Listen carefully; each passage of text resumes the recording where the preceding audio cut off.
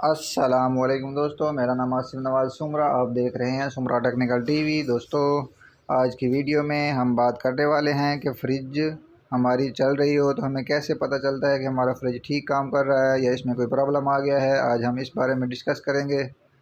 तो वीडियो शुरू करने से पहले आपसे रिक्वेस्ट है कि अगर आप हमारे चैनल पर न्यू हैं तो हमारे चैनल को सब्सक्राइब कर दें और वीडियो अच्छी लगे तो दोस्तों वीडियो को लाइक कर दिया करें। तो ये देख लें दोस्तों, ये हायर का रेफ्रिजरेंट है, ये चल रहा है। इसके साथ एक इलेक्ट्रोलक्स का खड़ा है। ये जो पीछे आपको कंडेंसर नज़र आ रहा है, तो एक हो गया इसका ये कंडेंसर। ये है नीचे कंप्रेसर। दोस्तों, इसके 3 पाइप हैं, 2 सेक्शन हो गया, एक डिस्चार्ज हो गया। एक साइड पे जो आपको वाल्व बना हुआ नज़र आ रहा है, इससे गैस चार्ज होती है। ये जो है वापसी ले आता है गैस को, ये जो है गैस को बाहर निकालता है, यानी कि घुमाता है। तो दोस्तों, ये जो डिस्चार्ज का पाइप है सेक्शन के अलावा, ये इसका फ़िल्टर हो गया। तो ये आपको सेक्शन जो है इसके ऊपर देख ले, ये नमी आ गई। ये पाइप क्योंकि ठंडा होता है, बाज़ औक़ात ठंडे नहीं भी होते, तो ये गर्म नहीं होता। तो कंप्रेसर के साथ जो है डिस्चार्ज का पाइप दोस्तों, ये हीट होता है ज़रूर। जब भी आप फ्रिज चलाया करें या चेक किया करें, आप सिर्फ़ और सिर्फ इसका कंडेंसर जो है डिस्चार्ज पाइप या ये कंडेंसर जैसे मैंने पकड़ा हुआ है, ये आप चेक कर लिया करें। अगर ये कंडेंसर आपका हीट हो रहा है तो फिर तो है आपका फ्रिज बिल्कुल ओके और ठीक से काम कर रहा है। जैसे कि ये दूसरी फ्रिज हमने चेक की। दोस्तों, ये जो कंडेंसर है, ये जो जाली नुमा पीछे लगी हुई है, ये जो इसके पाइप घूम रहे हैं, इनको आपने पकड़ना है। ख़ास आप कंप्रेसर से चेक कर लें नीचे, या आप ऊपर खड़े होकर चेक कर लें। ये देख लें, इसके भी 3 पाइप हैं। तो जब भी आपको कोई प्रॉब्लम आ रहा हो या आप ज़हन क्लियर करना चाह रहे हो, क्योंकि इलेक्ट्रिसिटी आती है या जाती है या मौसम की ख़राबी के लिए, तो आप इसकी जो पीछे कंडेंसर है उसका डिस्चार्ज पाइप या कोई भी चेक कर सकते हैं।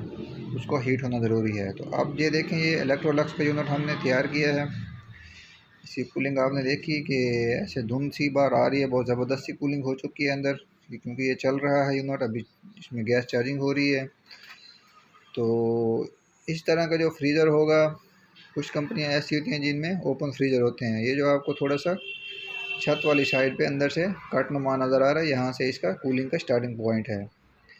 यहाँ से भी आप चेक कर सकते हैं।